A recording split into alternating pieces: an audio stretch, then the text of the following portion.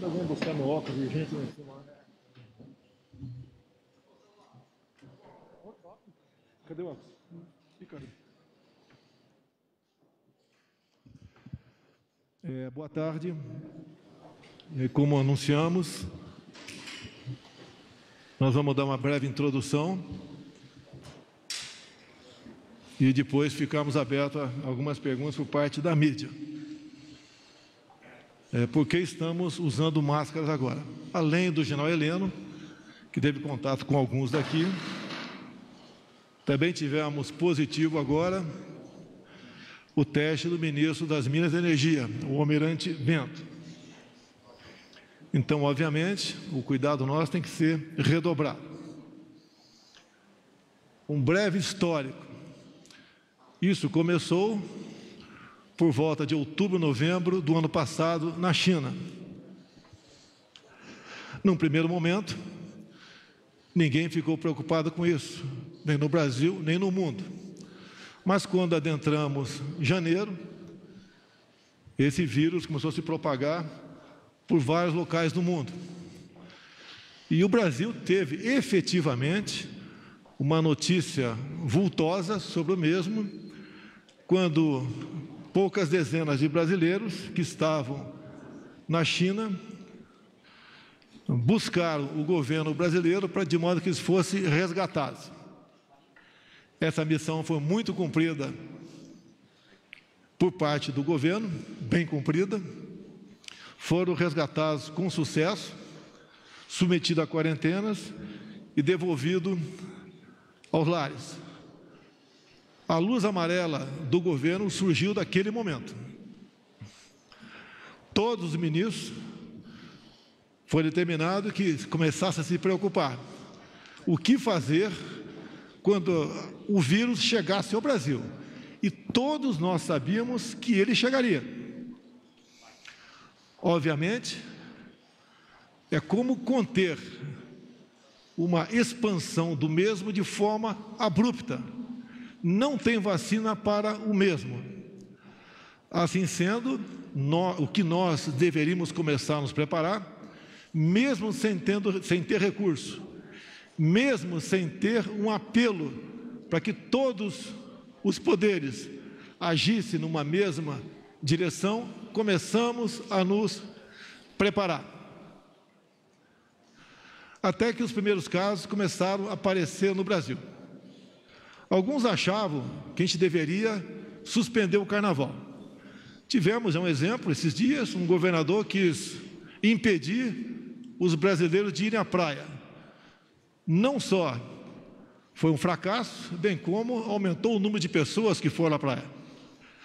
Vários eventos aconteceram nos últimos dias, pré-dia 15 inclusive, onde grande concentração de pessoas, as mais altas autoridades do Brasil, se fizeram presentes, como no lançamento dessa nova TV, a CNN. Outros eventos ocorreram também. O dia 15, eu fui convencido, de forma bastante tranquila, a fazer o pronunciamento na quinta-feira que antecedeu esse dia. E o fiz. O povo, em grande parte, resolveu, por livre e espontânea vontade, comparecer às ruas. Essa concentração de pessoas em todo o Brasil foi abaixo de 1 milhão, ou próximo de 1 milhão. Isso equivale a menos de 20% das concentrações que existem diariamente, por exemplo, no município de São Paulo, por ocasião dos transportes coletivos. Por volta de meio-dia do dia 15, vim aqui a esse prédio e cumprimentei os brasileiros que estavam fora, em grande parte meus eleitores. Estive ao lado do povo, sabendo dos riscos que eu corria, mas nunca abandonarei o povo brasileiro, esse ao qual eu devo lealdade absoluta. Após isso, em grande parte da mídia, potencializou em cima desse evento, como que se fosse o único e tivesse sido programado por mim. Não convoquei ninguém, não existe nenhum áudio, nenhuma imagem minha convocando para o dia 15 de março de 2000. Existe, sim, um vídeo eu convocando para o 15 de março de 2015, uma manifestação contra a presidente naquele momento. Vídeo esse que foi largamente explorado por parte de uma jornalista inconsequente, como se fosse 15 de março de 2020, coincidente também em ser no domingo. Mas o momento agora, com a realidade posta, com os riscos que parcela da população pode vir a sofrer, nós externamos toda a nossa preocupação, bem como estamos tendo um apoio incondicional por parte da Câmara e do Senado em todas as medidas que, porventura, se façam necessárias para que esse problema seja atenuado. Repito, como diz o nosso ministro da Saúde, no qual eu não tenho nenhum problema com ele, diferentemente do que parte da mídia ainda prega. O que nós buscamos é estender, alongar o prazo daqueles que, porventura, contrairão o vírus, já que não existe vacina para tal. E o objetivo de alongar esse prazo é porque o nosso sistema de saúde não tem condições de acolher uma quantidade considerável de infectados, em especial as pessoas mais idosas ou aquelas pessoas que tenham certas deficiências. Anunciaria algumas medidas aqui, depois cada ministro usará a palavra rapidamente, para mostrar a todos a preocupação do governo, o seu sentimento humanitário para atenuar essa pequena parcela entre os infectados, que poderão ter problemas mais graves pela sua idade ou por sua questão sanitária não muito boa nesse momento. Inclusive, por estarmos de máscara aqui, não apenas o general Heleno deu positivo, bem como mais um ministro nosso deu positivo, o almirante Bento. Por parte da economia, o governo já vinha estudando e hoje publicou em Diário Oficial da União Extra o estado de calamidade pública. A intenção, garantia da saúde e emprego para a população brasileira. Medidas emergenciais, 84 bilhões para a população vulnerável, 60 bilhões para a manutenção de empregos, antecipação das parcelas do 13º salário, reforço no programa Bolsa Família, integrando mais de 1 milhão dentro do sistema, diferimento, ou seja, atraso para o prazo de recolhimento do Fundo de Garantia, o que equivale ao governo arrecadar menos 30 bilhões de reais, diferimento também, atraso por parte da União do Simples Nacional por 3 meses, redução para zero das alíquotas dos produtos médicos, desoneração temporária de IPI para produtos de combate ao Covid-19, medidas de apoio, fase final de estudo por parte do Ministério da Economia, no tocante aos trabalhadores autônomos. O Banco do Brasil, 24 bilhões para a linha de crédito pessoal e 48 bilhões para a linha de crédito de empresas. Infraestrutura, ações emergenciais na aviação civil. Vai explicar o ministro Tarcísio aqui que devemos, de uma forma ou de outra, socorrê-los, porque o desemprego, a quebra das empresas não nos interessa. O custo seria muito maior para todos nós. No tocante à justiça, além de outras medidas por parte do ministro Sérgio Moro, fechamento de fronteiras, em especial aquela que nos traz uma grande preocupação, que é da Venezuela. Por parte das relações exteriores, temos gente no mundo todo, em parte turistas, que querem voltar para o Brasil e tem problemas. O apoio que estamos dando é junto às embaixadas, como, por exemplo, no Peru, temos 1.400 turistas que estão com problema para voltar para cá. Relações Exteriores já conseguiu, por parte do governo do Peru, que aeronaves fretadas possam pousar e decolar com esses brasileiros que lá estão. No tocante à saúde, eu não vou falar porque exige uma gama de informações muito grande, que o ministro Mandetta, aos poucos, vai relatando aqui, uma a uma, a todos os senhores. Então, peço agora aos senhores ministros, abrir a palavra aqui, primeiramente, pode ser você, Paulo Guedes? Primeiro ao Paulo Guedes, para um espaço de tempo bastante curto, diga aos senhores e às senhoras as medidas que vão ser tomadas pela economia. Bom dia a todos. Nós começamos essa semana com a iminência de um contingenciamento. Quer dizer, os senhores imaginem a arrecadação brasileira descendo, pelo impacto da crise, a crise começa a chegar. 16 bilhões que nós tínhamos estimados com a desestatização da Eletrobras, teríamos que tirar hoje do orçamento. Então, em reunião com o presidente, mostramos que haveria um contingenciamento de quase 40 bilhões. Quer dizer, no momento em que a economia brasileira precisa de um esforço contracíclico, nós, sem espaço fiscal, ao contrário, teríamos que agudizar a crise, contingenciando 40 bilhões. No momento em que a saúde do brasileiro e a manutenção dos empregos exige gastos adicionais, nós teríamos que contingenciar 40 bilhões. Então, evidentemente, isso não é uma coisa razoável. Trocamos ideia com o presidente disse, olha, saúde dos brasileiros e a defesa dos empregos dos brasileiros está acima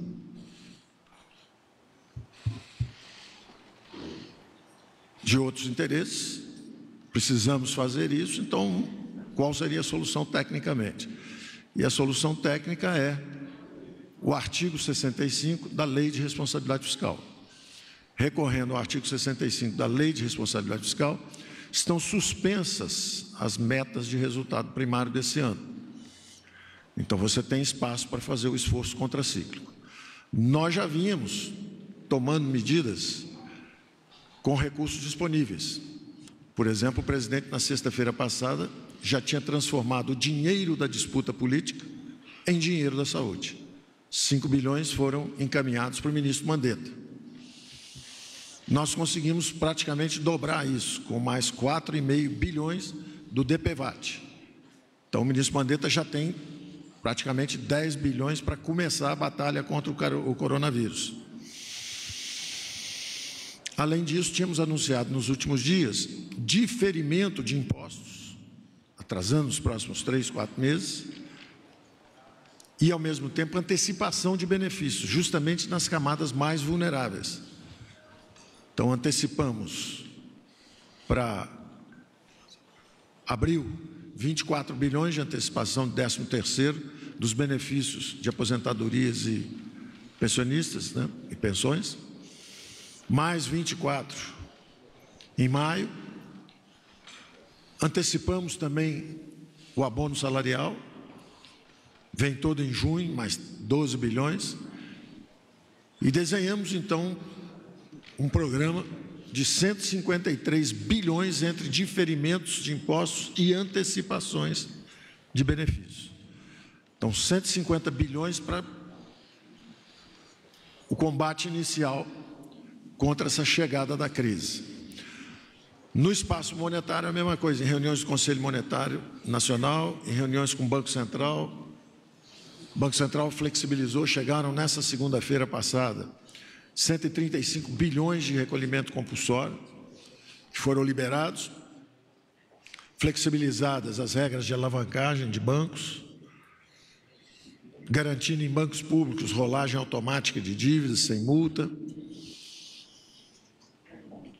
E ainda assim, com todo esse esforço, falta fôlego fiscal e nós teríamos que fazer um contingenciamento de 40 bilhões. Não seria razoável. Então, a saúde dos brasileiros e a defesa dos nossos empregos está acima de quaisquer outros interesses. A instrução do presidente foi essa. A solução, tecnicamente, é pedir ao Congresso, e o presidente encaminhou ontem mesmo ao Congresso, hoje de manhã ao Congresso. A decisão foi do presidente ontem, durante a nossa reunião de execução orçamentária. E hoje entra, então, no Congresso esse pedido de declaração de estado de calamidade pública, e isso nos dá espaço fiscal. O primeiro movimento vem agora ampliando o leque de proteções que nós temos estendido. Primeiro foram os mais idosos,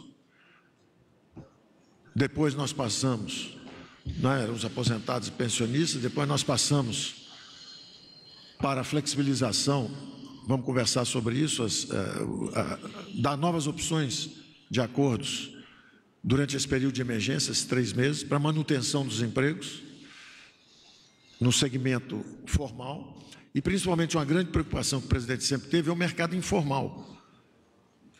São 38 milhões de brasileiros que estão nas praias vendendo mate, que estão vendendo cocada pela rua, sem emprego formal, entregando coisas, são os flanelinhas. Todo esse pessoal, inclusive a gente chama dos autônomos, esse pessoal todo, de repente, quando a economia para e as pessoas ficam em casa, em isolamento social, não é só o restaurante formalizado que fica aberto, é também o bar da esquina, esse pessoal todo sofre. Então, nós estamos estendendo, fizemos hoje o cálculo, o presidente vai assinar essa medida também hoje, conversamos hoje sobre isso, era uma preocupação, ele nos encomendou isso já há uma semana. Vamos lançar uma camada de proteção justamente aos autônomos.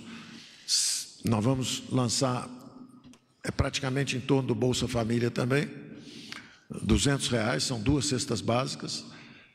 Então, pelo menos você assegura a manutenção de quem também está sendo vítima do impacto econômico da crise. Se o povo saiu da rua, não tem mais ninguém tomando um táxi, o chofer de táxi pode passar numa Caixa Econômica Federal ou no INSS. Nós vamos estender 2 ou 3 possibilidades, mais próximo ou virtualmente, até para evitar o contato físico.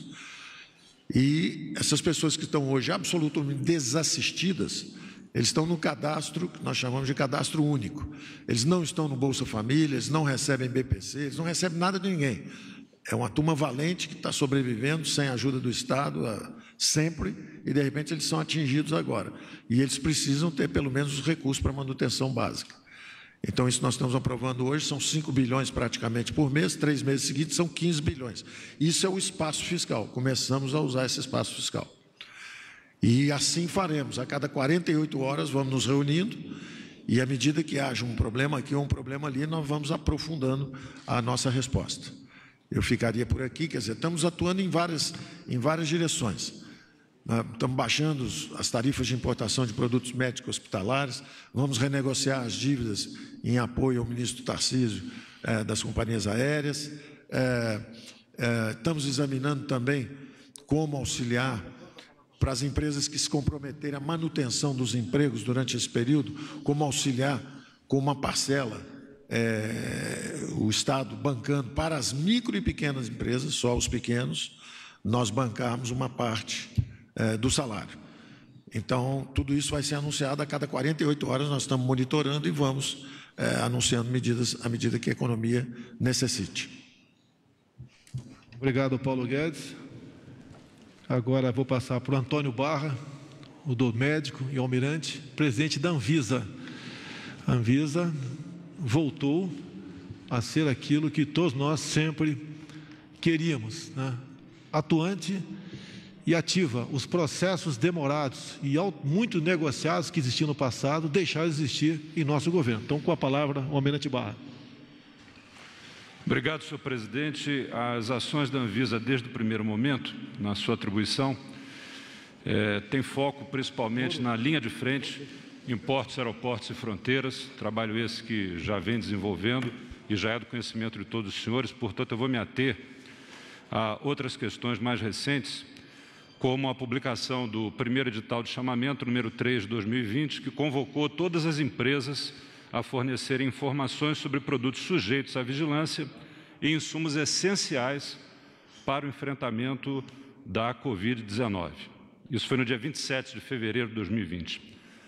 No dia 12 de março deste ano, a priorização da análise de todos os processos relacionados a produtos para diagnóstico, o que é fundamental, do Covid-19 e outros agentes causadores de infecções respiratórias. No dia 13 de março, publicamos a resolução de diretoria colegiada que simplifica e adota medidas alternativas para a certificação de boas práticas de fabricação de produtos e insumos de saúde.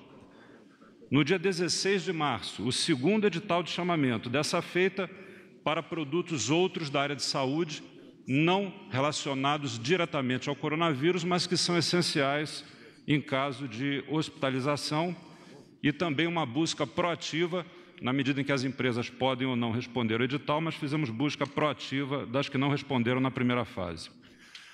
No dia 17 de março, publicação de nota com informação sobre produtos de limpeza e desinfecção de superfícies, que são os saneantes, que podem ser utilizados no enfrentamento do novo coronavírus.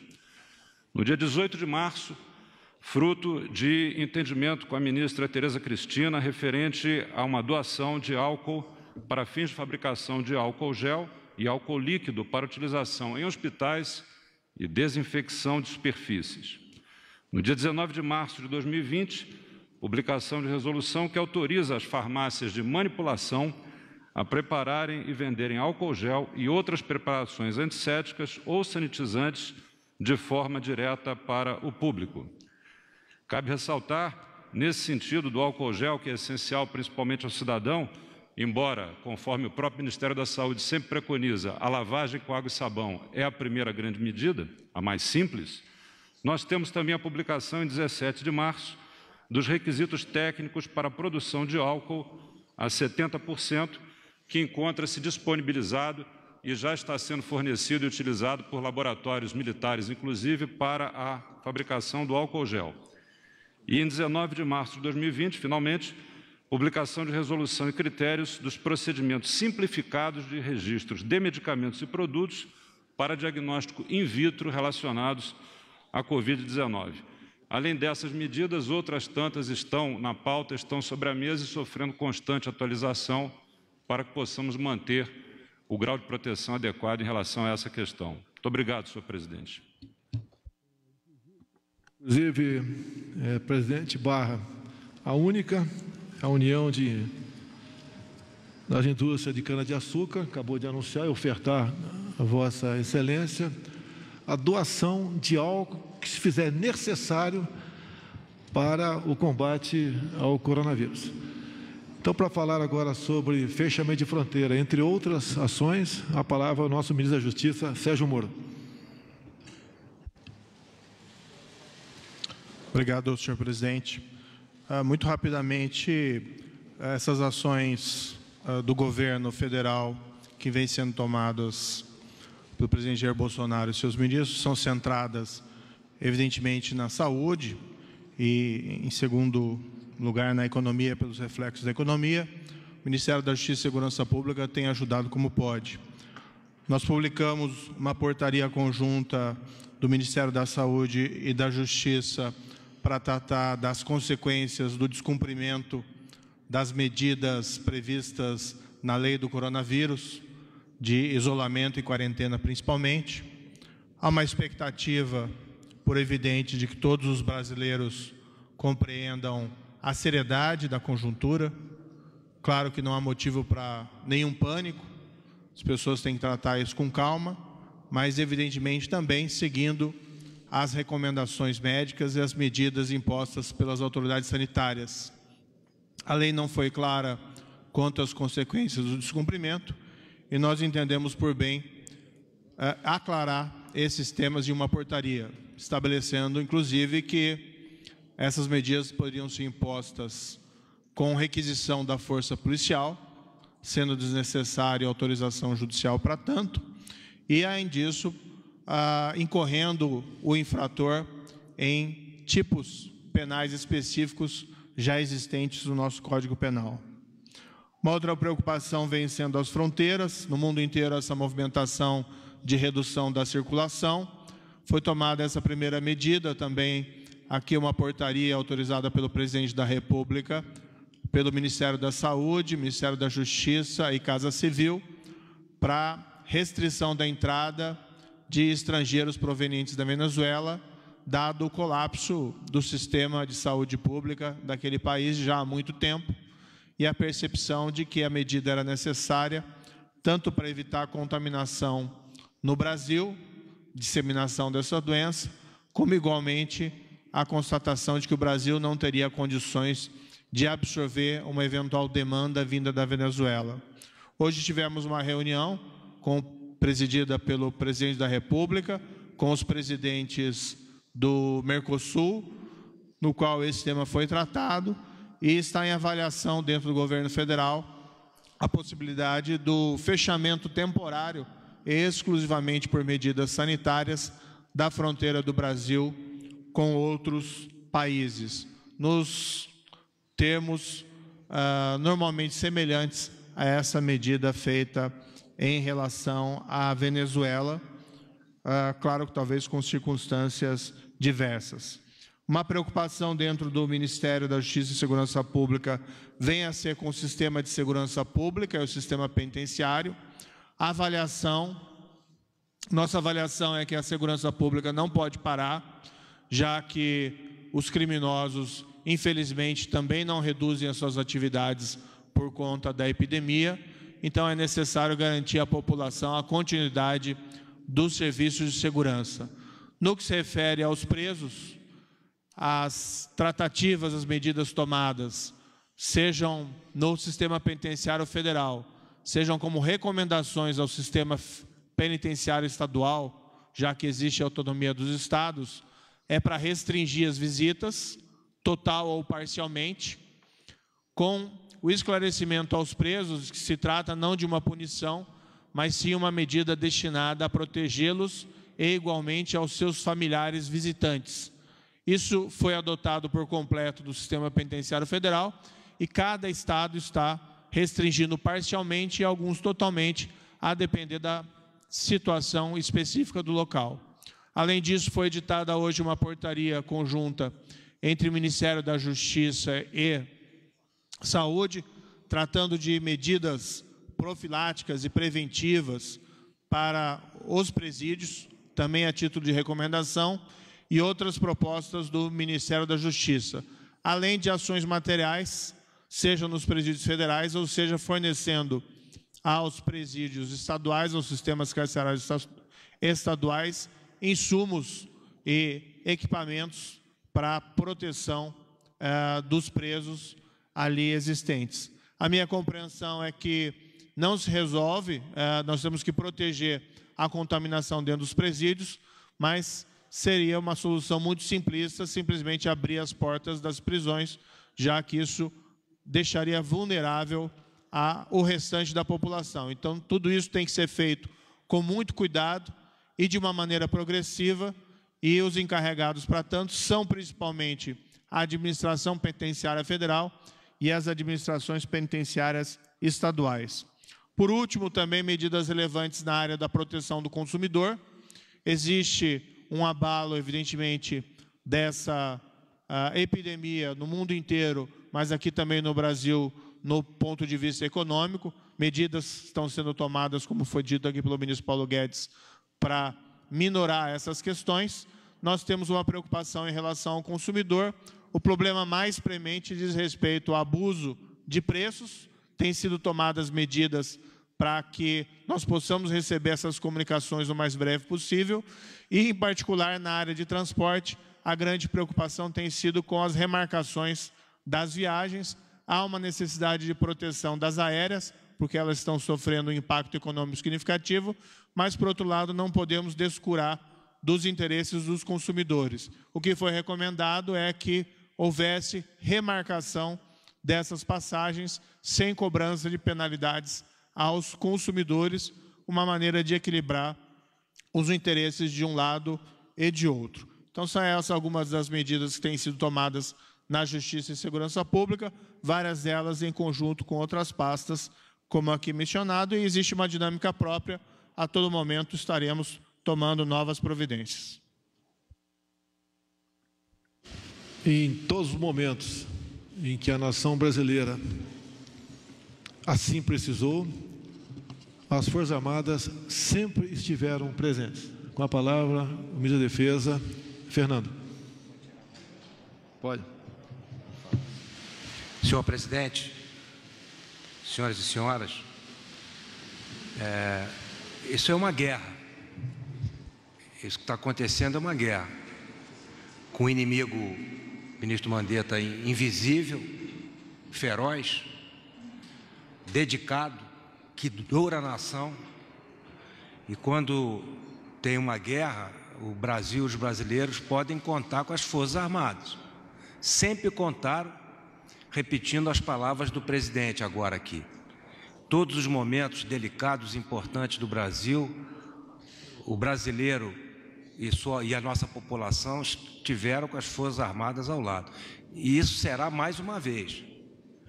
Eu lembro que a primeira operação em relação ao coronavírus foi o resgate dos nossos brasileiros que estavam em Wuhan. E as Forças Armadas, junto com os outros ministérios, na Mandetta, estiveram presentes. As forças estiveram com sucesso. E nós vamos ajudar a ter mais um sucesso.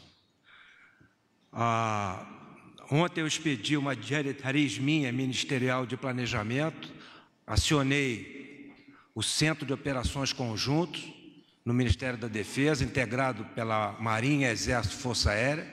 Já estamos trabalhando nas possíveis ajudas, possíveis auxílios que as Forças Armadas podem e devem dar. Em relação a isso, as demandas através do Comitê de Crise ou do Ministério da Saúde, que centralizam essas ações em relação a isso. Nós temos várias possibilidades, particularmente na parte de logística, de condução de material, regiões como a Amazônia, de difícil acesso, a gente tem meios para chegar lá, igual nós sempre fizemos, de esclarecimento à população. Nós fizemos isso nas operações da dengue, da zika. Enfim, ao mesmo tempo estamos tomando conta de 2 milhões, que é a família militar, os nossos hospitais. Temos hospitais móveis de campanha que podem auxiliar em alguma coisa. Enfim, o leque de possibilidades é muito grande e nós vamos ajudar. Então, senhor presidente, mais uma vez, os brasileiros podem contar com o apoio das Forças Armadas. O Ministério da Infraestrutura, em rápidas palavras, vai se pronunciar no sentido que pode nos atender na luta contra o vírus. Então, com a palavra, o nosso ministro Tarcísio de Freitas. Boa tarde a todos. Nós temos alguns focos no Ministério da Infraestrutura, e o primeiro deles é a continuidade da prestação de serviço. Temos o foco na preservação da saúde do trabalhador de transporte e o foco na defesa do consumidor. Isso é importante ser dito porque neste momento de crise existe muito voluntarismo, né? Isso é muito novo para todo mundo e algumas medidas são tomadas ou são anunciadas ou são pensadas do tipo, olha, vamos fechar determinado equipamento, vamos fechar determinado aeroporto, porque ele é um vetor de chegada de pessoas infectadas, a gente tem que proporcionar o isolamento. E nessas horas a gente tem que ter o bom senso que por aquele equipamento que chega a pessoa infectada, também chega o marca-passo, também chega o órgão transplantado, também chega o medicamento. Então a gente tem que tomar muito cuidado quando se pensam em determinadas saídas. A logística, dentro desse esforço que já foi colocado aqui pelos outros ministros, em particular agora pelo general Fernando, né? É um esforço de guerra, a logística vai ser fundamental para a gente ganhar aí esse combate. Estamos trabalhando aí todos os setores, e um primeiro deles é aquele que é impactado mais rapidamente ao setor de aviação. Observe que caiu absurdamente a quantidade foi uma queda muito rápida, muito abrupta da quantidade de demanda, tanto no internacional quanto no doméstico. As empresas têm custo em dólares, elas têm dificuldade de caixa, e algumas medidas estão sendo tomadas para preservar o caixa dessas empresas. Sempre pensando o seguinte, o foco é o consumidor, porque o que a gente não quer é ter quebra de empresas e ter descontinuidade na prestação de serviço, porque depois que a crise passar, aí a gente vai ter a dificuldade, o problema de oferta, e isso vai trazer impacto em tarifa. Ao mesmo tempo, preservar aquelas regiões que são hoje assistidas, mesmo por empresas pequenas, e que eventualmente podem ficar sem assistência. Para isso, está sendo anunciado hoje ainda, provavelmente, o diferimento no reembolso de passagens, ou seja, vamos dar um prazo maior para o reembolso em dinheiro, isso é uma medida importante em termos de fluxo de caixa, e vamos estabelecer, junto com a Secretaria Nacional do Direito do Consumidor e o Ministério Público Federal, regras pelas quais se darão esse reembolso ou a troca de trechos de passagem, de maneira que o consumidor não seja prejudicado. O diferimento de tarifas aeronáuticas, que tem um peso grande em termos de fluxo de caixa, e o diferenciamento de outorgas aeroportuárias. Então, isso para manter o sistema aeroportuário, o sistema aéreo funcionando e as localidades atendidas. Estamos trabalhando também com foco em outras áreas, várias medidas devem ser anunciadas em breve, estão em análise hoje pelo governo federal, como as medidas de proteção em saúde dentro dos portos, visando aí atender o trabalhador portuário, e manter os portos em funcionamento, que serão equipamentos importantes também nesse momento de crise. Estamos pensando na regulamentação do artigo 43 da Lei 12.815, que vai tratar da renda mínima do trabalhador portuário, medidas que vão beneficiar o trabalhador do transporte rodoviário, foco no caminhoneiro autônomo, naquele que não tem a proteção social e que, eventualmente, se tiver um problema, tiver doente, não vai ter como trabalhar e levar o seu sustento para dentro de casa. E cumprindo uma diretriz do presidente, naquilo que diz respeito, o Ministério hoje está muito digitalizado em termos de prestação de serviço, mas a gente vai evitar todos os atendimentos em balcão e isso deve proporcionar, por exemplo, que a gente faça extensão de prazos de CNH, de passe livre, de maneira que as pessoas, nesse período de crise, não tenham que comparecer em postos para fazer extensão de carteira, etc. Então, todas as medidas estão sendo tomadas para beneficiar a população, pensando sempre na continuidade da prestação de serviços, na saúde do trabalhador do transporte e no direito do consumidor. Todos os ministérios são importantes, em especial pelo critério como foram escolhidos seus ministros. E o MDR, Desenvolvimento Regional, por ter seu envolvimento em grande parte na região Nordeste, eu passo a palavra ao nosso ministro Rogério Marinho. Obrigado, presidente. Apenas 3 pontos aqui de forma muito rápida. Primeiro, nós estamos colocando à disposição, por orientação do presidente, da nossa estrutura de SMS e TV digital da Defesa Civil. São 26 milhões de usuários cadastrados em todo o Brasil, que serão municiados com informações do Ministério da Saúde em relação ao tema em questão, inclusive com orientações profiláticas que vão permitir que a população possa ser parametrizada em relação às principais ações que devem ser exercidas pela população para evitar a propagação da doença, onde existem postos de atendimento, se haverá alguma emergência, enfim, a Defesa Civil estará mobilizada junto com o Ministério da Saúde para informar a população. Nós somos instados também a colocar à disposição para eventualidades unidades habitacionais do Minha Casa Minha Vida, se houver necessidade por parte do Ministério da Saúde de eventualmente deixar algumas pessoas em quarentena fora da estrutura dos hospitais, que em algum momento isso pode aumentar. Então, está disponibilizado aqui ao Ministério da Saúde uma série de empreendimentos que estão acabados ou em vias do seu término. E estamos aguardando o que deve acontecer de hoje para amanhã, a aprovação do decreto de calamidade para, em conjunto com o ministro da Economia, tratarmos de algumas ações junto aos fundos constitucionais, notadamente nas regiões mais fragilizadas economicamente do país, que são o Norte e o Nordeste. Com a palavra, o chefe da Casa Civil, General Braga Neto. Para você. Obrigado, presidente. Senhoras e senhores, bom dia, boa tarde. A Casa Civil, cumprindo a missão dela, que é de coordenar a coordenação dos ministérios, integração das ações, ela ativou, por determinação do senhor presidente, o Comitê de Crise. Esse Comitê de Crise, ele permite um aumento da sinergia de todos os ministérios, permite um aumento da rapidez e eficácia das ações e mantém informações oficiais e reais do que está acontecendo, alimentando assim a presidência da República e todo o governo federal. É importante ressaltar que essas medidas que estão sendo adotadas, elas permitem que essa sinergia atue nas medidas sanitárias, nas medidas econômicas e nas medidas psicossociais. E eu gostaria também de enfatizar um ponto que a informação, manter a população informada, talvez com informações precisas, sem causar o pânico, seja talvez a melhor prevenção. Muito obrigado. Agora, para o nosso último ministro, para depois ficar aberta a perguntas para vocês, o nosso ministro Mandetta. Eu quero lembrar que o momento é da união de todos. O esforço tem que ser coletivo. E o foco é a saúde da família brasileira. Com a palavra, Henrique Mandetta. Obrigado, presidente, caros pares ministros.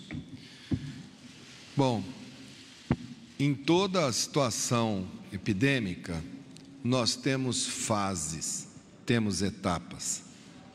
Alguns países não tiveram sequer a etapa inicial de conhecimento.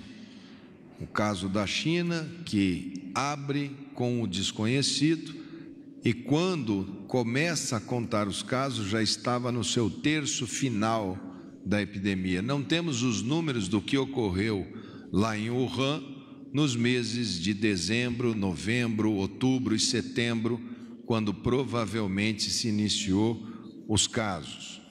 Portanto, ela era uma cidade de 12 milhões de habitantes, numa região grande, que ficou setembro, outubro, novembro, dezembro, sem dar nenhum alerta à população. E chegou ao ponto de ter que construir aquele hospital que todos viram, e logo depois caíram os casos, dando eventualmente a impressão de que tenha sido o hospital ou aquelas medidas que corrigiram.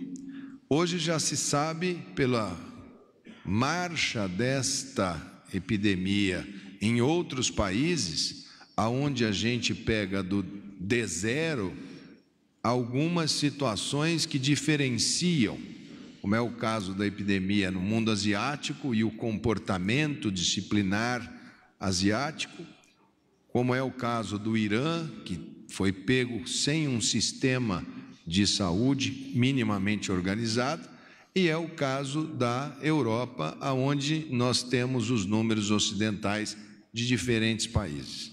Todos eles, todas as curvas, essa epidemia ela vem crescendo e num determinado momento ela sobe abruptamente, quando ela tem a transmissão epidêmica. É como se você estiver andando num caminho e você tem que subir alguns morrotes e de repente está na frente do sistema de saúde, está o Monte Everest.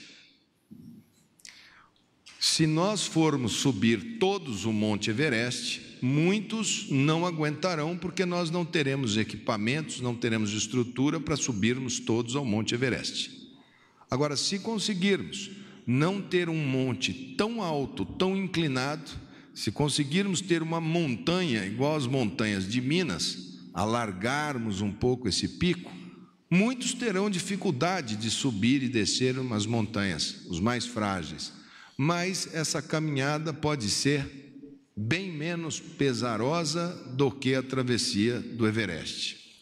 Nós estamos no pé deste monte, e o tamanho desse monte depende diretamente do comportamento das pessoas. Depende, em primeiro lugar, de ter foco no cuidado com as suas famílias, idosos. Depois vem uma série de estruturas de comportamento que vão ajudando. Agora, eu vejo que o Brasil tem alguns pontos muito positivos, muito bons. O primeiro, e aqui me permite, presidente, não é nada além de uma constatação, é o que vocês estão filmando e vendo daí. Eu tenho, entre todos os ministros aqui presentes, sob a coordenação do presidente, ações interministeriais, porque é uma equipe, e aqui, presidente, eu queria lhe agradecer em nome da saúde brasileira, de ter um ministério técnico e tão fácil de trabalhar. Isso é um ponto extremamente positivo. E a liberdade que o senhor deu para o Ministério da Saúde organizar aquela equipe técnica que está trabalhando tecnicamente, que eu tenho sido porta-voz. Todos da saúde pública brasileira entendem que pela primeira vez todas as áreas do Ministério estão com pessoas que são especializadas, são o que nós poderíamos ter de melhor para o momento. Então, isso facilita, isso é um ponto extremamente positivo e forte.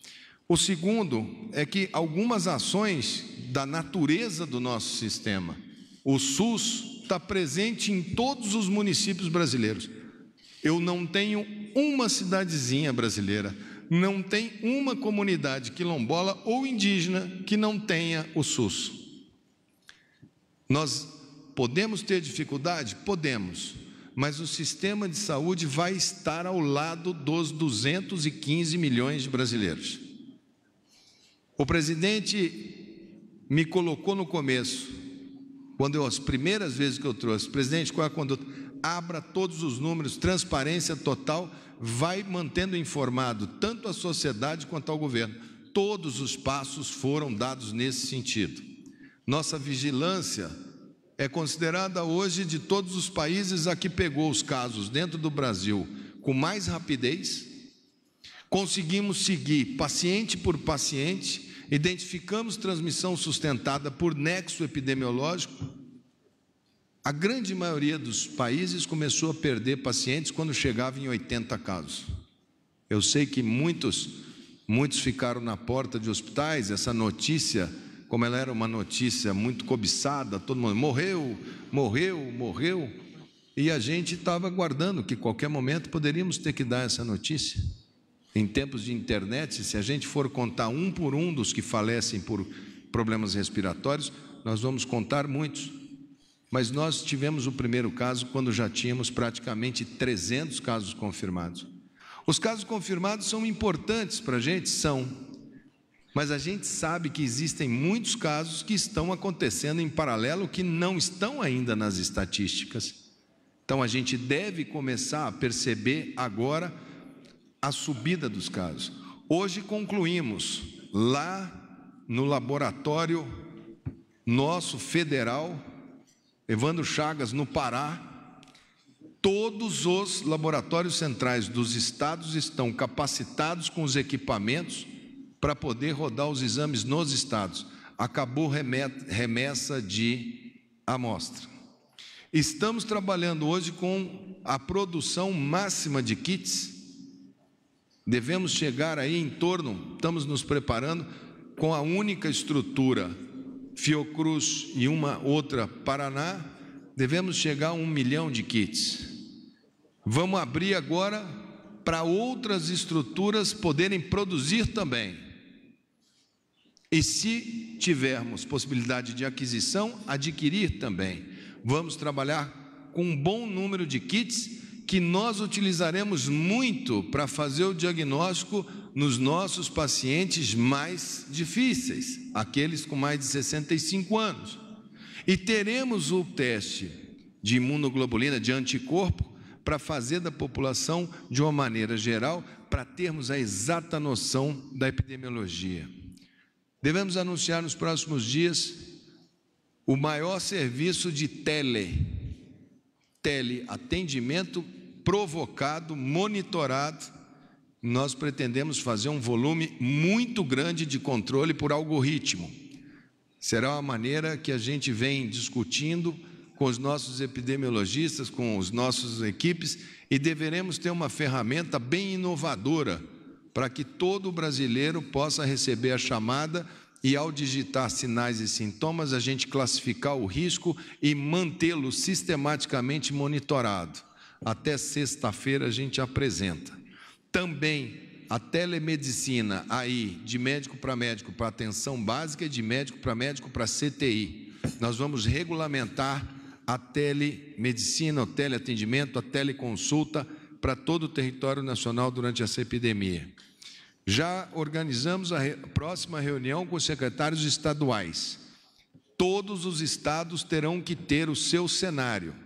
Se tivermos uma epidemia aí, teremos quantos pacientes, já temos condições de fazer cálculos, teremos quantos pacientes adoecidos, precisaremos de quantos leitos sem respirador e quantos leitos com respirador, para sabermos qual é a necessidade total.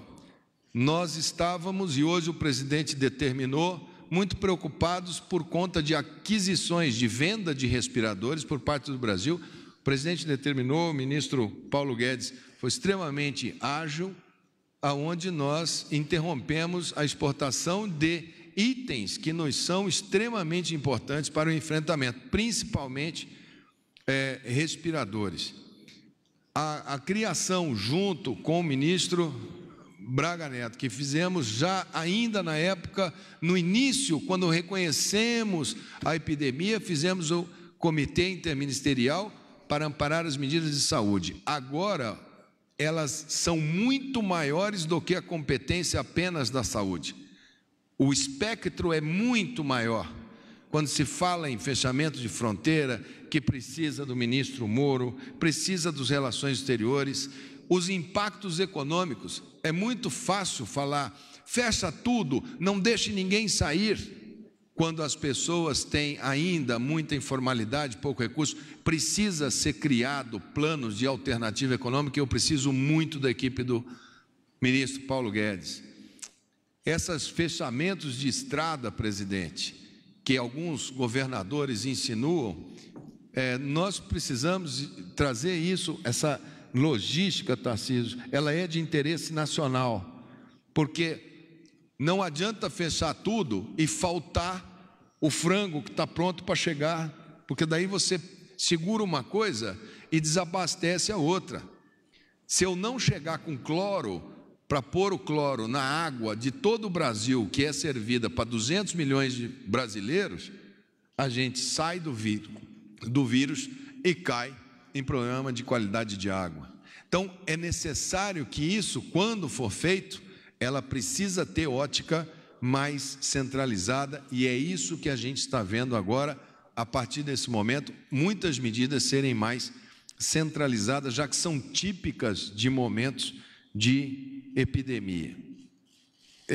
Também a questão hoje com o ministro Wagner do Rosário, também por determinação do presidente, é muito difícil fazer compra de materiais no mercado extremamente agressivo que a gente está vivendo, nas formalidades e rigores da Lei 8666. Então, nós fizemos, por isso, a minha ida para pedir ao TCU, para pedir ao STF, para pedir que eles tragam soluções de ritos sumários. E hoje, me parece que o presidente vai recebê-los para que possamos receber como são esses ritos sumários. Transitado em julgado, análise, assinatura do judiciário, do TCU, os técnicos todos têm muito receio de assinar determinadas situações, por isso é extremamente importante. Teremos dias duros, teremos semanas cansativas, aonde esse assunto vai nos trazer extremo estresse. Faz parte do estresse notícias enviesadas, faz parte do quadro da doença, faz parte da doença o aparecimento de especialistas, cada um dando a sua visão, faz parte da doença o fake news que confunde e dramatiza, faz parte da doença a avidez pela manchete que mais vende, já que a manchete mais dramática é a que dá mais acesso, faz parte da doença aqueles que eventualmente não percebem que o momento é de calma, nós vamos passar, teremos dias difíceis, o Brasil já passou por momentos mais dramáticos do que esse na sua história, muito mais. Os nossos avós, os nossos bisavós deram toda a demonstração de civilidade, de solidariedade, de passarmos juntos, dos imigrantes que vieram para construir essa nação. Nós somos todos aqui filhos desses imigrantes, dessa grande mescla que sempre deu as suas características de andar junto. O presidente é o grande timoneiro desse barco, está levando o Brasil. Nós estamos muito parecidos com as nossas medidas, com as medidas da Inglaterra. O nosso timing em termos de epidemiologia e termos desse tipo de situação é muito similar. Nós estamos muito atentos a como que o mundo está conduzindo e esperamos poder passar estressando ao mínimo, mas sabendo que podemos ter momentos em que medidas de mais restrição possam vir a ser necessárias, e com certeza nós, essa equipe aqui, saberá muito bem assessorar a um ao outro e levar o presidente para nossas tomadas de decisão, como foram tomadas hoje. Então, acho que a saúde sabe do tamanho do enfrentamento, médicos, enfermeiros, fisioterapeutas, todo o pessoal da saúde, quando interrompem aulas de universidade, as da saúde não são interrompidas. Todos os profissionais de saúde do Brasil estão convocados para trabalharem na linha de frente. Faremos isso da maneira que a gente possa cuidar ao máximo desse setor, que num momento desse é extremamente precioso para cada um de nós. Então, presidente, essas são as medidas, e como eles já vêm fazendo a narrativa, eu não vou colocar aqui todos os repasses que foram feitos, repasse para os estados. O Saúde na Hora, que foi mais 1 bilhão essa semana de crédito para eles instalarem os postos abertos até as 10 horas da noite, é um programa do governo federal. Postos da unidade básica até as 22 horas, nós abrimos para praticamente todas as cidades do Brasil para habilitarem. Já habilitamos todos os leitos de CTI que foram pedidos, rito sumário para abertura de hospitais, rito sumário para abertura de leitos, publicação dessas portarias. O governador abre o leito e informa, a gente reconhece que o leito e faz a verificação a posteriori para dar velocidade. Não temos nenhum leito lá aguardando publicação. Assim como o SAMU, que no ano passado eu trouxe para o presidente e falei: presidente, nós temos todo ano que renovar 20% da frota do SAMU. Cada 5 anos ela tem que renovar, senão a ambulância começa a ficar velha e caindo. Não fizeram renovação em 2018. Em 2019, nós tivemos que economizar, nós não compramos aquelas ambulânciazinhas de transporte pequenininhas, tipicamente utilizadas em anos políticos. Nós compramos 1.200 ambulâncias SAMU no ano de 2019 e renovamos em um ano 40% da frota. E é essa frota com 40% de veículos novos comprados por decisão do presidente é que estão na linha de frente da remoção das pessoas a campo. E vamos colocar mais 20% agora, nesse semestre agora, e mais 20% no segundo semestre, para termos 80% da frota em pronto emprego. Então, as ações todas estão acontecendo. Não há nenhuma dificuldade de espécie alguma.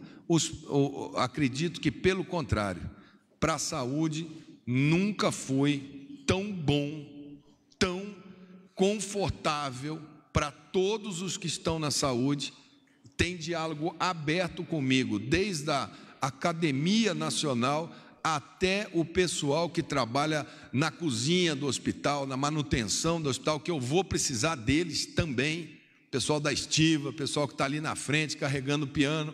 Não é só médico, é uma equipe enorme. Então, presidente, eu só gostaria que o senhor mandasse também para eles uma mensagem, porque eles curtem a sua live, porque eu tenho certeza que eles são extremamente ligados na sua fala. Então, quando o senhor, a próxima vez que o senhor for na live, mandar uma mensagem para esse pessoal, que esse pessoal vai ser o soldado que vai para frente desse campo de batalha desenhado aqui pelo nosso querido ministro General Fernando.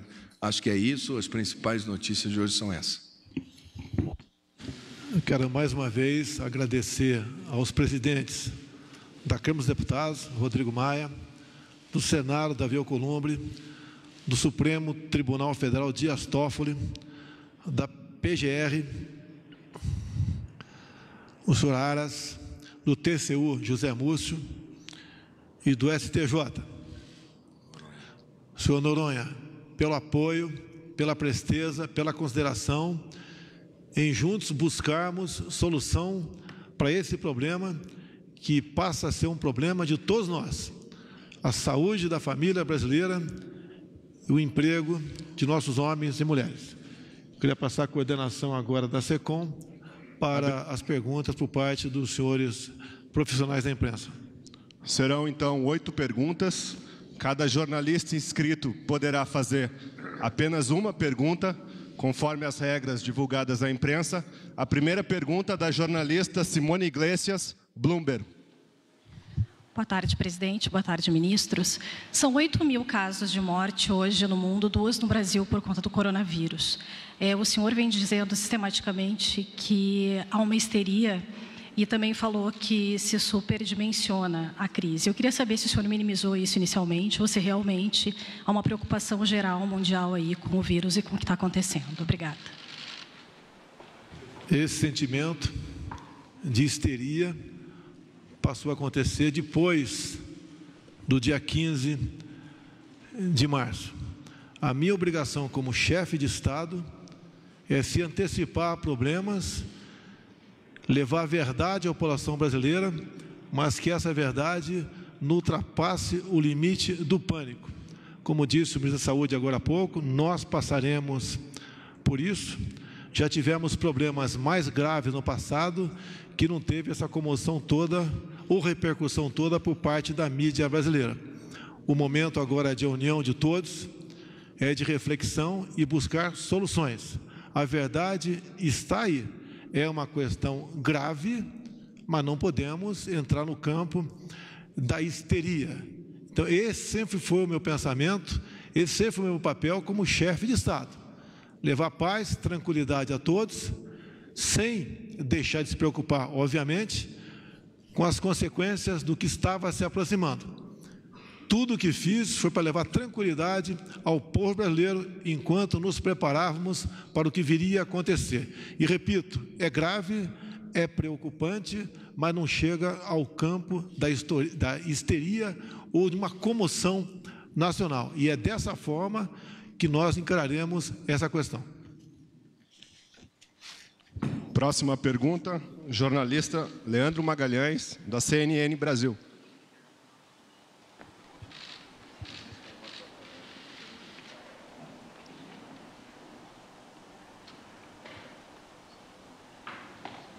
Muito boa tarde a todos, boa tarde, ministros, boa tarde, presidente. Presidente, por gentileza, eu gostaria que o senhor pudesse avaliar sobre esse panelaço que está previsto para hoje, às 8h30 da noite. Lembrando que ontem houve também um panelaço em algumas capitais, inclusive aqui em Brasília, na Asa Norte aqui em Brasília, mas no Recife, em Fortaleza também. E uma dúvida sobre a questão do contingenciamento, se vai haver os 40 bilhões do contingenciamento e se esse número pode aumentar porque vai gastar mais dinheiro. Muito obrigado.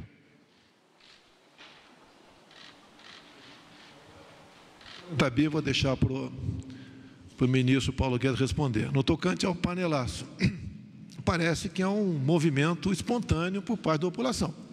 Qualquer movimento por parte da população eu encaro como uma expressão da democracia. Assisti agora há pouco, no jornal, na TV Globo, potencializando esse movimento, divulgando esse movimento do panelaço. Não só a TV Globo, bem como a Veja Online.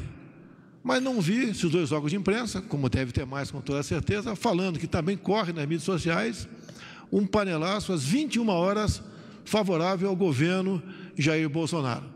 Não interessa o que venha a acontecer, qualquer manifestação popular nas ruas ou dentro de casa com panelaço, nós, políticos, devemos entender como uma pura manifestação da democracia. Apenas apelo para a isenção da Globo e da Veja, que também divulgue que haverá, então, um panelaço favorável ao governo Jair Bolsonaro às 21 horas. Que não quero pensar que vocês sejam parciais nessa questão. A iminência do contingenciamento, que atingiria pelo menos 37 bilhões, foi exatamente o que nos convenceu de que nós estávamos sem espaço fiscal e que nós precisaríamos recorrer, então, ao artigo 65 da Lei de Responsabilidade Fiscal, que permite que, em caso de calamidade pública, que é obviamente o caso, nós tivéssemos recursos para enfrentar o problema. Então, a calamidade pública foi, na verdade, a resposta, melhor resposta técnica para evitar o contingenciamento, que seria dramático. Você imagina agora o Mandetta, como disse, estamos interferindo nas fronteiras, Receita Federal, Anvisa, todo mundo segurando para impedir a exportação de produtos médicos hospitalares nossos, ao mesmo tempo precisando de recursos nos hospitais, hospitais universitários, hospitais privados, hospitais públicos, quer dizer, estamos precisando dar recursos para a sobrevivência de pessoas autônomas que também são atingidas por esse isolamento social, quando todo mundo fica em casa. É essa dificuldade, né? Se ficar todo mundo em casa, não se difunde, mas você trava a economia toda. Você, como disse o Mandetta, você diminui o ritmo de contágio, mas vai ter gente que vai ter problema de conseguir comida do outro lado. Você desorganiza a produção, a logística, a distribuição. E no outro extremo, fica todo mundo na rua, você aumenta muito a velocidade de contágio. Então, isso aí é um equilíbrio difícil, depende da reação dos agentes, da informação, ele está distribuindo a melhor informação possível, e nós vamos reagindo a isso. A posição da economia é um pouco reflexa, né? Ela vai se preparando, e à medida que as coisas vão chegando, nós vamos reagindo. Então, nós primeiro soltamos recursos para os mais vulneráveis, os idosos. Depois passamos exatamente para o fluxo de caixa das empresas para proteger os empregos, as condições de liquidez na economia para manter o crédito, manter as empresas funcionando, o diferimento dos impostos. Então, tudo isso, na verdade, é não ceder ao contingenciamento. Então, a ideia é o seguinte, não, respondendo a sua pergunta, não contingenciaremos, ao contrário, suspendemos a meta de resultado primário. Próxima pergunta, TV Record. Algum representante presente? Então, passamos para a próxima pergunta. Jussara Soares, Jornal Estado de São Paulo. Jussara. Esse é um machado aí, eu acho. Nervosinho. Boa tarde, presidente. Boa tarde, ministros.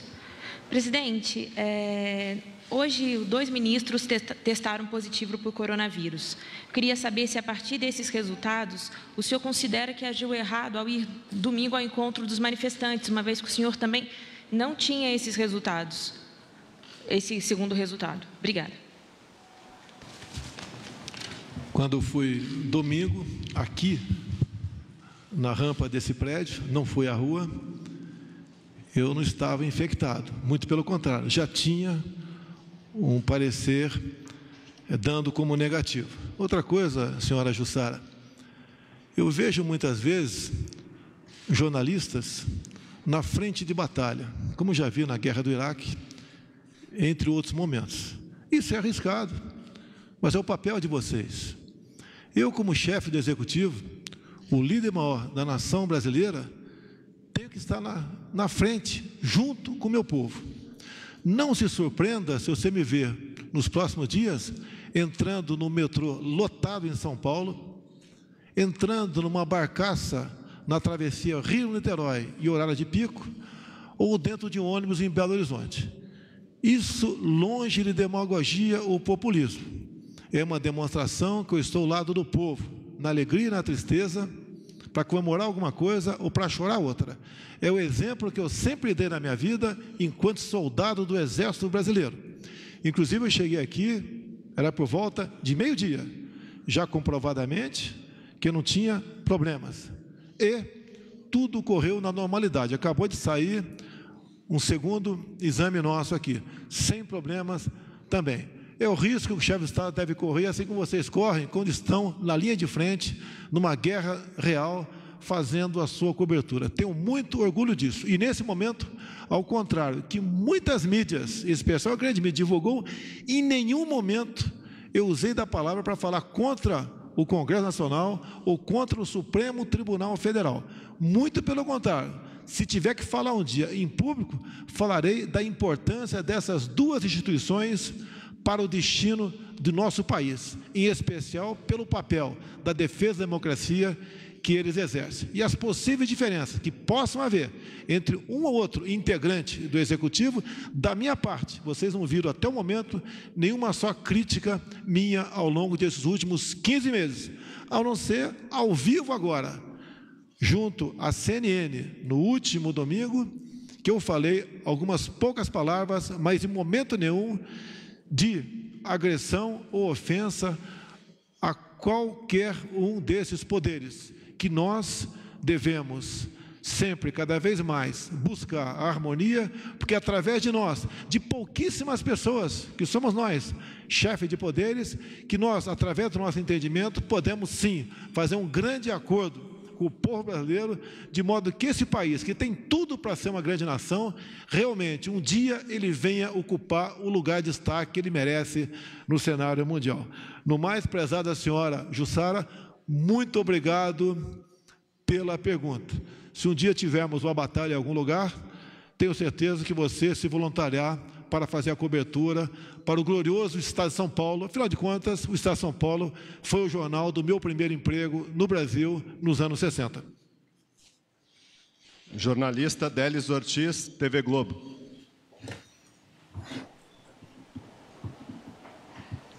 Boa tarde, presidente. Eu queria saber, me desculpa se vou incomodá-lo com a pergunta, o senhor não se arrepende da mensagem tão errada que o senhor deu ao povo, à medida em que, apesar de ter anunciado, sugerido que não fossem à manifestação para rever esse movimento e dar prioridade ao cuidado com a saúde, e também, não só isso, o senhor repetiu agora, o senhor prestigiou o movimento, foi ao encontro dos manifestantes, se expôs, e isso tudo muito diferente do que as autoridades sanitárias no mundo todo, os presidentes de outros países no mundo todo, estão pedindo para fazer exatamente o oposto. Nesse momento, por exemplo, a gente vê todo mundo com máscara. Eu queria entender por que essa imagem agora, que posso estar enganada, mas me parece que difere das orientações que o Ministério da Saúde tem dado. Me perdoa a pergunta, mas é a dúvida que temos. Obrigado pela pergunta, Délis Ortiz. Eu, a partir do momento que não estou infectado, ao ter contato com quem quer que seja, não estou colocando em risco a vida ou a saúde daquela pessoa. Se você prestar atenção no horário de domingo, quando eu compareci aqui, na minha casa, a casa a qual eu frequento e despacho, que é a Presidência da República, eu não fui ao encontro de movimento nenhum.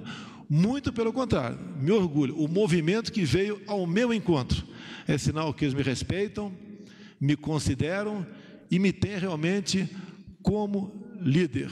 Não descumpro qualquer orientação sanitária por parte do senhor ministro da Saúde, a nossa autoridade máxima no momento sobre esse caso. Como disse agora há pouco a sua colega Jussara, eu dou o exemplo. Não dirigir minha palavra à população. Meio-dia, o movimento já praticamente tinha acabado aqui em Brasília. Fui para a frente da rampa para ver aqueles que foram às ruas, em grande parte, para dizer que esse governo está certo, que esse governo tem uma equipe de ministros nunca sonhada em tempos anteriores em nossa nação. Ninguém nunca sonhava no Brasil, senhora Délis Ortiz, ter uma equipe competente de ministros como nós temos.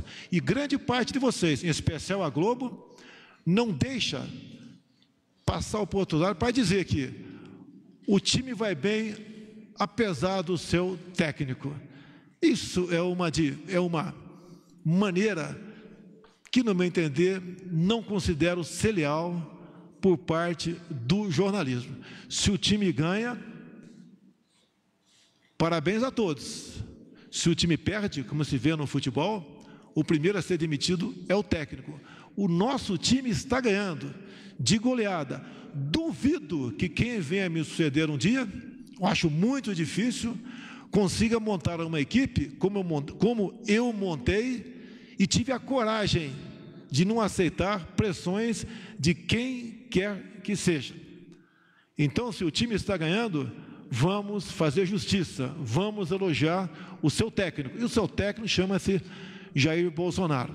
E o que eu mais quero é fazer que no futuro, com essa equipe que está ao meu lado, a gente entregue a quem vier me suceder um Brasil bem melhor, mas muito melhor daquele que recebi em 2019. E digo mais, em qualquer momento que a nação assim eu precisar, eu estarei na linha de frente com esse povo, que é o meu exército, que é o exército de todos os democratas do Brasil. Complemento. Só para complementando a resposta do jornalista Délis, o uso dessa máscara, eu ontem trabalhei com o general Heleno, que testou positivo. Grande maioria dos ministros está fazendo trabalhos em conjunto. Nós estamos nos comportando se fôssemos como profissionais de saúde, que estão atendendo pessoas que têm, os médicos, os enfermeiros vão usar uma máscara descartável como essa. Nós temos uma cadeia de comando de todos os ministérios. Faz parte do planejamento para enfrentamento de epidemia proteger a cadeia de comando dessa epidemia. Então, o uso dessa máscara não é nada fora do que é planejado pela saúde. Nós, praticamente todos aqui, nas últimas 48 horas, alguns mais, outros menos, tivemos trabalho em mesas ao lado com o nosso querido general Heleno, que é um elemento de coesão para todos os ministérios. O general Heleno tem sido talvez o grande elo, e todos nós ficamos profundamente preocupados, assim como o almirante Bento, ministro de Minas e Energia. Então, é basicamente para que a gente tome as medidas de proteção em relação a todos que estão aqui. E vale também esse episódio do presidente, quando ele chega, ele viaja no avião, o presidente vai na frente, o paciente em questão estava lá para trás no avião. O presidente chega, mas a técnica manda. Mas como era o presidente, como era aquilo dali, nós resolvemos fazer um protocolo de testagem, exatamente para poder. Então, além dele não estar naquele momento em relação direta com a fileira do paciente que deu positivo, ele testou negativo, ele estava monitorado, caso ele apresentasse, como que a gente diria se fosse um cidadão comum? Caso você tenha sinais e sintomas, você procure uma unidade de saúde. Então, assim, tem ali naquele momento, assim, naquele domingo a gente viu as praias do Rio lotadas, o Jobi lotado, o Leblon lotado, São Paulo lotado, num domingo. Então, não foi uma coisa, o que eu quis dizer? Todo mundo começa a enxergar coletivamente, e é típico de epidemias que as coisas se deem assim. É típico de epidemia que na sociedade como um todo a gente vá gradativamente todo mundo vendo a sinalização dos casos. É muito assimétrico, nós temos hoje Rio de Janeiro e São Paulo num patamar, nós temos outros estados com 10 dias a menos que eles, alguns estados com 20 dias a menos que ele. Não existe uma receita de bolo, o Brasil é um continente, nós não estamos falando de um país pequenininho, nós estamos falando de praticamente da América do Sul dentro do Brasil. Então, a nossa preocupação é total, mas esse assunto aqui, máscara, ele é basicamente pelo fato de todos aqui terem tido contato com 2 pacientes que confirmaram, até por respeito à imprensa. Nós estamos a uma distância de vocês, que eu solicitei, de mais de 3 metros de distância. Por isso que, ao falar, nós podemos retirar. Se estivéssemos mais próximos, como nós estamos aqui, por isso nós estamos usando. Eu retiro, mas todos estão utilizando. Quando eu acabar de falar, eu coloco a minha máscara, para facilitar. É por isso que nós estamos assim, não tem nada aqui feito ao acaso e nem para causar nenhuma figura, é realmente extremamente técnico o que a gente está fazendo. Essas pessoas, talvez umas 200 à frente aqui da presidência, qual eu tive contato com uma parte considerável dele, também existiam muitos jornalistas, muitos fotógrafos. Então, é uma coisa surreal, realmente, a gente ouvir isso, uma crítica apenas a uma pessoa. Eu espero, como o Jornal Nacional vai fazer a cobertura do panelaço 8h30, que o Jornal Nacional anuncie que às 20h terá um panelaço a favor de Jair Bolsonaro também, ok? Estou aguardando ansiosamente. Hoje vou assistir o Globo, coisa que eu não faço há muito tempo, hoje vou assistir a TV Globo. Próxima pergunta, jornalista Lisandra Paraguaçu, Reuters.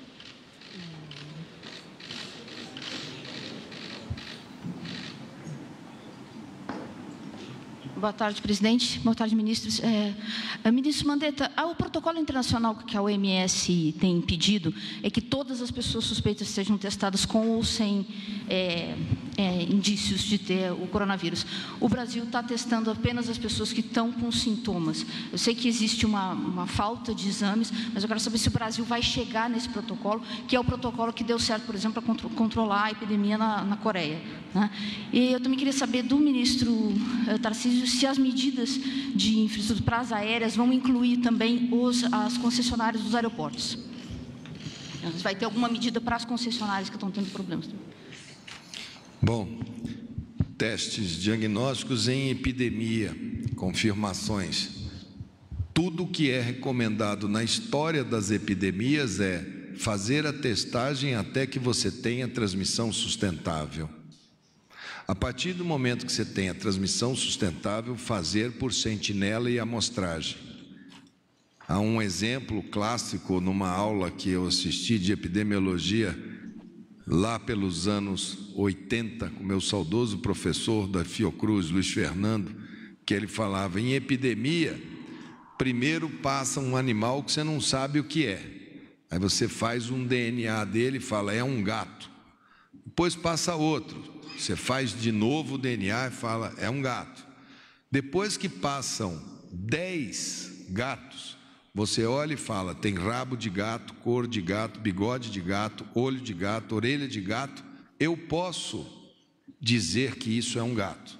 Eu não preciso fazer um DNA para dizer que isso é um gato. Por isso, a Inglaterra, o mundo inteiro trabalha dessa maneira.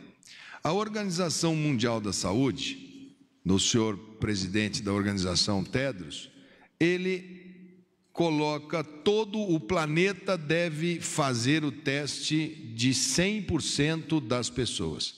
Primeiro que isso, do ponto de vista sanitário, é um grande desperdício de recursos preciosos para as nações. Segundo que há maneiras de se fazer percepção de quadro clínico, isolamento domiciliar, isolamento de famílias. Nós vamos trabalhar de uma maneira proativa, nós vamos trabalhar antecipando quais são aqueles que a gente precisa testar. Nós vamos trabalhar com imunoglobulina no 7º dia para os pacientes leves. Nós teremos os números da nossa epidemia e nós poderemos dizer no final quais foram as diferenças. Uma coisa é você ter um país como a Coreia, que tem 4 milhões de habitantes concentrados num país que eu não posso dizer de dimensões aqui, mas talvez não seja muito maior do que Sergipe, ou Alagoas, ou Bahia. Totalmente diferente de um continente sul-americano como é o Brasil. Nós vamos lutar discutindo com os nossos especialistas, conhecedores da nossa gente, com a melhor técnica que a gente possa fazer, para ter o melhor controle epidemiológico. Agora, nós temos também as nossas críticas a esse tipo de atitude que foi tomada pela Organização Mundial de Saúde, aonde um mercado que não tem kit, não existe, e eles sabem que não tem. Os Estados Unidos da América estão sem kit. Não é uma situação para se pensar melhor. Eu tenho recebido ligações dos países de língua portuguesa da África, que não tem nem o primeiro kit. Onde é que foi? Nós temos aqui do lado Paraguai, todos esses países, quem os capacitou e remeteu kits foi o Brasil. Então, nós vamos lutar com as forças que a gente tem. E vai ser muito interessante, ao término desta epidemia, eu não acho que vai haver vencedor nem derrotado, eu acho que vai haver um mundo diferente. E nós vamos ver como é que foi o comportamento do primeiro mundo, do hemisfério norte, dos países ricos, em relação a como foi o tratamento dado com compra de máscaras em massa, compra de EPIs, compra de todos os kits, compra de todos os respiradores. O mundo vai ser bem diferente ao término dessa epidemia.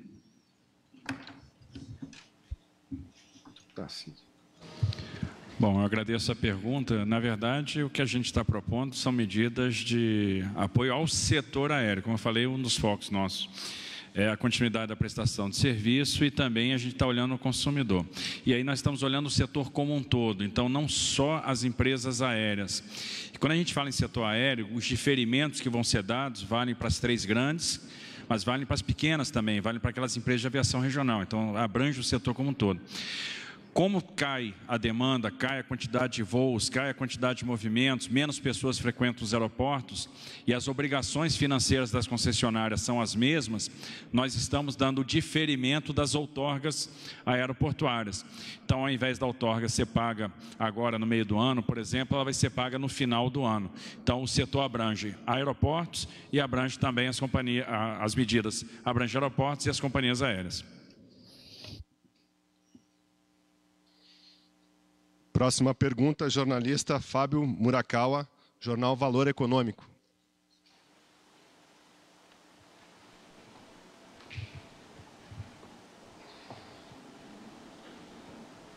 Presidente, boa tarde. O senhor teve ontem, segundo a agenda oficial do senhor, o senhor esteve ontem por 3 vezes com o ministro Augusto Heleno, que hoje testou positivo para a doença. Então, eu gostaria de saber se o senhor pretende refazer o teste para saber se o senhor tem o coronavírus e também de saber se, caso existisse uma outra manifestação, se o senhor faria tudo de novo, iria lá e daria a mão para os manifestantes a seu favor. Muito obrigado. A jornalista Vera Magalhães, de forma mentirosa, sem qualquer compromisso com a verdade, está divulgando que eu farei um movimento dia 31 de março na frente dos quartéis. Fake news. Esse tipo de profissional não merece respeito por parte de nós aqui no Brasil. Lamento, a jornalista Vera Magalhães está divulgando um fake news.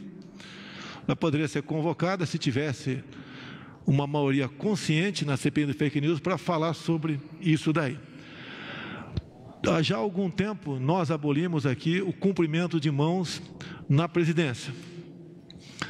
Temos usado todas as medidas possíveis para evitar a proliferação do vírus. E toda vez que converso com qualquer ministro, em especial na minha mesa, que é bastante larga, há uma diferença de mais de 2 metros nessas conversas. Mas não tem problema nenhum.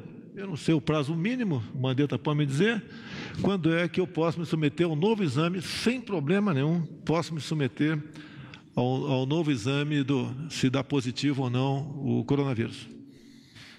Nós vamos todos trabalhar com o máximo de rigor, casa, trabalho, máximo de proteção. Iremos nos testar caso tenhamos qualquer sinal ou sintoma, pela característica do trabalho ser muito similar ao trabalho, por exemplo, de um médico ou de um enfermeiro. que atende inúmeras pessoas que serão positivas, vão voltar para suas casas, vão trocar as suas roupas, vão dormir nas suas casas e vão voltar para o trabalho no dia seguinte. Se tivermos qualquer um aqui com sintomatologia, faremos, porque tivemos contato próximo com um ministro que é da nossa convivência intensa. Então, não adianta fazer uma foto 3x4 de hoje, que pode dar negativo, e você ter uma falsa... O exame negativo não é um certificado é uma foto 3x4 daquele momento. Se eu tiver com coronavírus, eu posso estar no período de incubação, não tenho nenhum sintoma, posso testar hoje, posso dar negativo, e posso daqui a 24, 48 horas, o pico dos sintomas é do 3º ao 7º dia, com pico no 4º dia. Tive contato ontem, sei que posso nos próximos 4, 5 dias. Semana passada, levei minha sogra lá para Mato Grosso do Sul, coloquei meu pai no lugar certo, minha mãe, os idosos todos, estão todos organizados.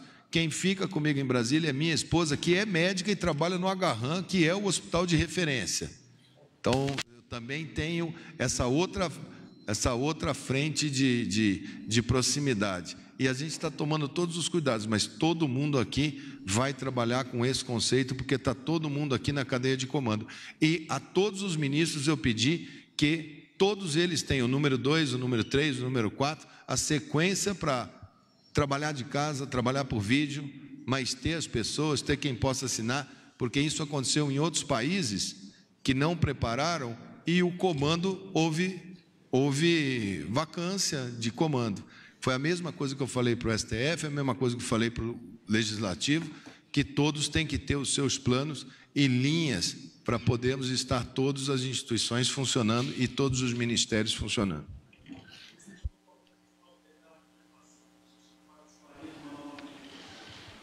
Eu não vou ficar baseado em hipótese. Eu acho que não há clima para ninguém, mesmo voluntariamente, pensar em fazer uma manifestação. Não há clima para isso. A realidade vai chegando aos poucos. Nós devemos evitar algo superdimensionado. No meu entender, inclusive, tem um grupo de direita para manifestar esses dias aí, que eu não tenho qualquer participação tocante a eles, já fiquei sabendo que cancelaram esse movimento também. Então, isso não existe, essa hipótese. Não podemos ficar vivendo em cima disso. Se o carnaval fosse semana que vem, não sei se teríamos meios legais de vetar o carnaval. Eu acho que não, mas se tivesse, com toda certeza vetaríamos. Próxima pergunta, jornalista Ingrid Soares, Jornal Correio Brasiliense.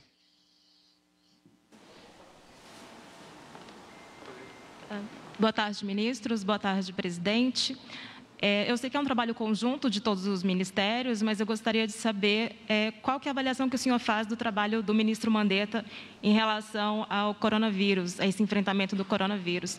E também se o senhor acha que superestimou, nesse primeiro mês, o surto de coronavírus. Eu não entendi. Superestimou para mim... Mas para eu responder, ou para o presidente, não entendi quem se direcionou. Para eu avaliar... Para o presidente. Para o senhor avaliar o trabalho que foi feito pelo Ministério da Saúde até essa data, e se o senhor subestimou, se eu entendi, é isso? Tudo bem. Olha, o primeiro caso detectado no Brasil foi dia 25 de fevereiro. O segundo, dia 29.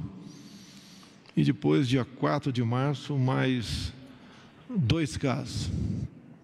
Com toda certeza, a tendência de aparecer mais casos é que, em havendo a informação nesse sentido, algumas pessoas, ou mais pessoas, continuar procurando os hospitais para serem testados.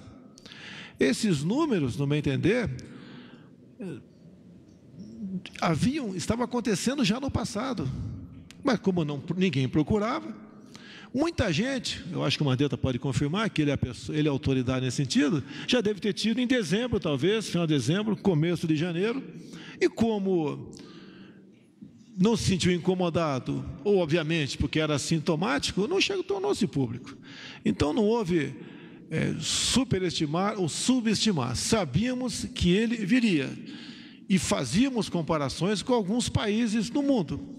Acredito que não era uma boa comparação com a Itália. Afinal de contas, a Itália é um país com a população bastante idosa.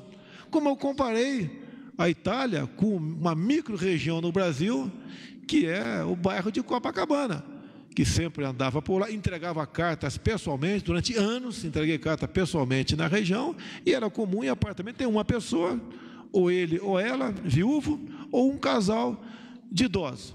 Então, o que nós fomos fazendo ao longo do tempo, aí sim, sobre o trabalho aí do Ministério da Saúde, é o que poderia acontecer no Brasil. A que ponto, né, poderia se explodir ou não essa questão. Hoje temos informações, por ser um clima mais tropical, estamos aí praticamente no final, ou já acabou aí o verão, o vírus não se propaga com essa velocidade em climas quentes como o nosso. Estamos com o pé no chão, não só colhendo informações, bem como tomando providência, em especial agora, quando a questão começou a aparecer mais no Brasil e tivemos facilidades, o próprio ministro da Economia pode falar, para conseguirmos recursos. Se não tivesse chegado a esse ponto, será que teríamos conseguido 5 bilhões com facilidade? Acredito que não, porque no Brasil parece que existe uma cultura de você não poder se antecipar aos problemas. Não adianta você falar, vai acontecer isso. Tem que acontecer para tomar providência. Infelizmente, aconteceu como prevíamos, e daí, obviamente, isso não é um erro de qualquer chefe de poder, é uma constatação junto à população brasileira, passamos a ter facilidade ou não temos mais dificuldade para conseguirmos os recursos para isso. Então, e tenho certeza que mais recursos virão, que propostas estão sendo apresentadas na Câmara por próprios parlamentares, como a Carla Zambelli apresentou uma proposta nesse sentido, que acredito que mais recursos virão, porque nós temos que evitar a todo custo uma evolução abrupta de pessoas infectadas com o vírus. Vamos então para a 8ª e última pergunta. A TV Record, que estava previamente inscrita, está representada agora nessa sala. Então, chamamos o jornalista Alessandro Saturno para a última pergunta. Boa tarde, presidente, ministros. Presidente, como última pergunta, ouvi tudo que foi falado e a gente tem acompanhado muito, com frequência, todas as informações. Eu queria que o senhor deixasse aí uma mensagem para a nação. A gente tem ouvido muito das pessoas desesperadas para não sair de casa ou não irem ao trabalho. O presidente Donald Trump limitou reuniões de 10 pessoas. Eu queria que o senhor dissesse realmente o que a população pode esperar aí para os próximos dias. Ministro Paulo Guedes, o senhor falou aí dos 150 bi pelos próximos 3 meses. E a partir dos próximos 3 meses, de onde virá esse recurso e o que é necessário fazer para que o governo consiga continuar enfrentando a doença? Obrigado. Alessandro Guedes, responde primeiro, depois eu respondo aqui.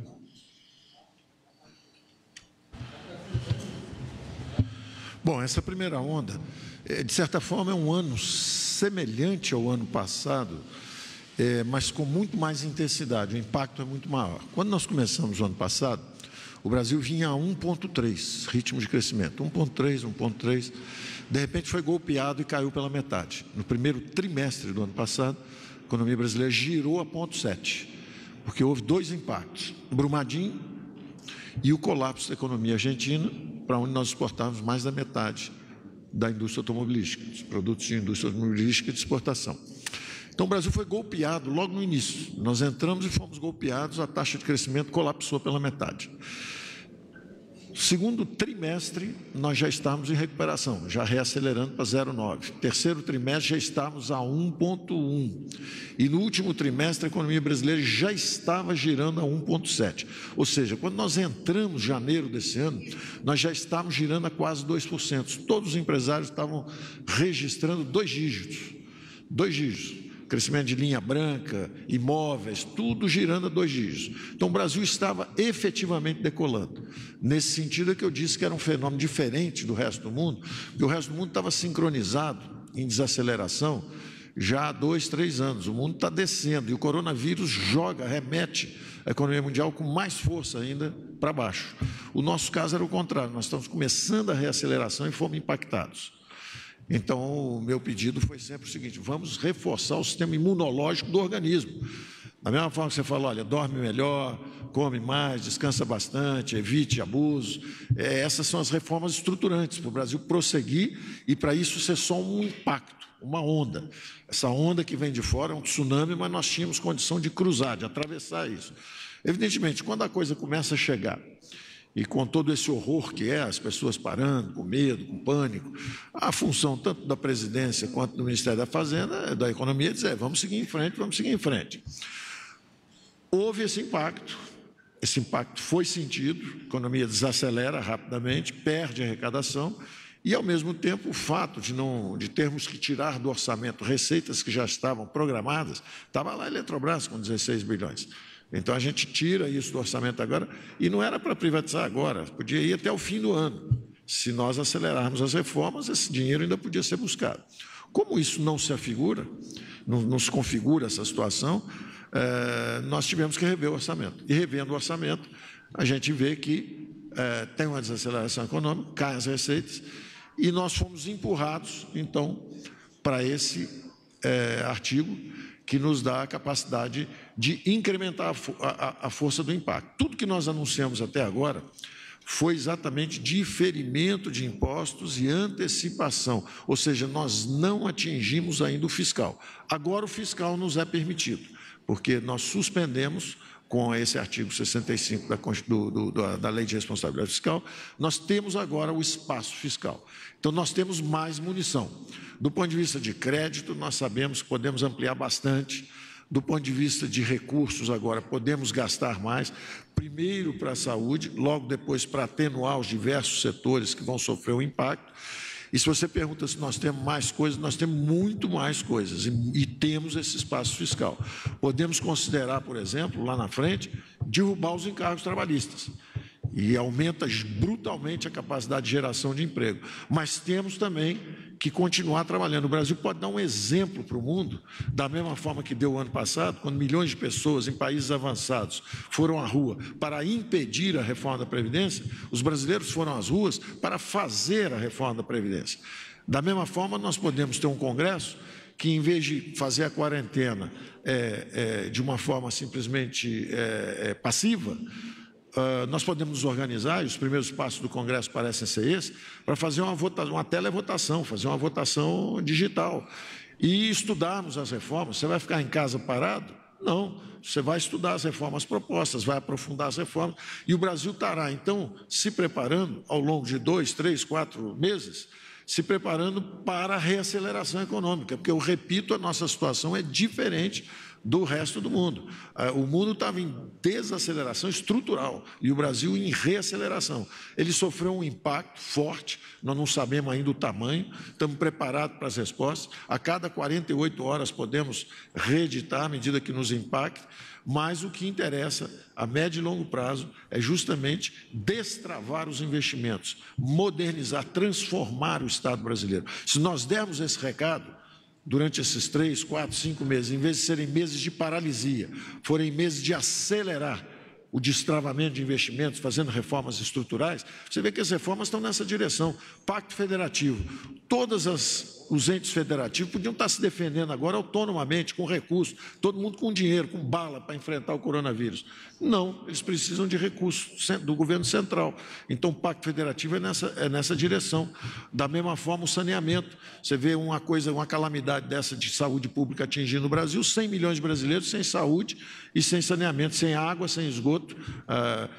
Tudo isso está proposto lá.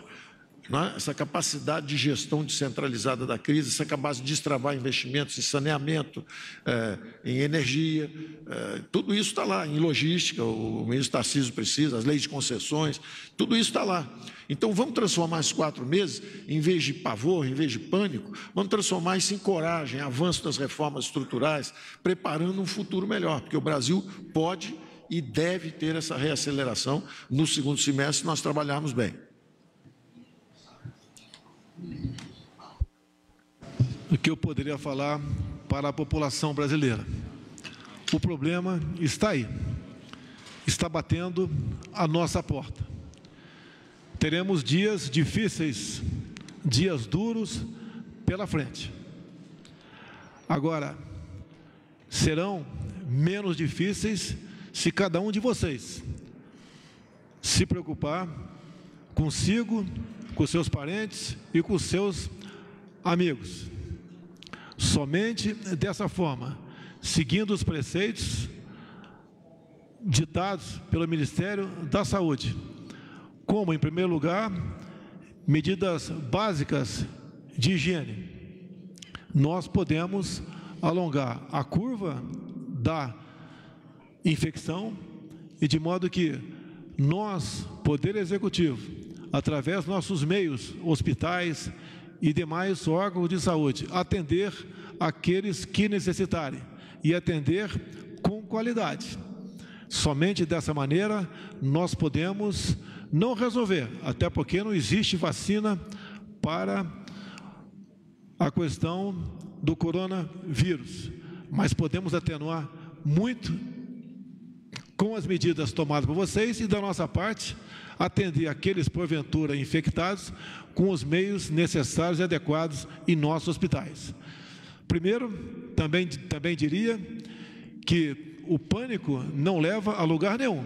Repito que o momento é de grande preocupação, é de gravidade, mas devemos evitar que esse clima chegue a nós, adotando essas medidas. E, mais uma vez, eu agradeço aos poderes da República pela compreensão e pelo apoio que têm nos dado para buscar, não soluções, que no momento não existe, mas para atenuar esse grave problema que se aproxima. Está encerrada a presente reunião. Fim da coletiva, agradecemos a todos e uma boa tarde.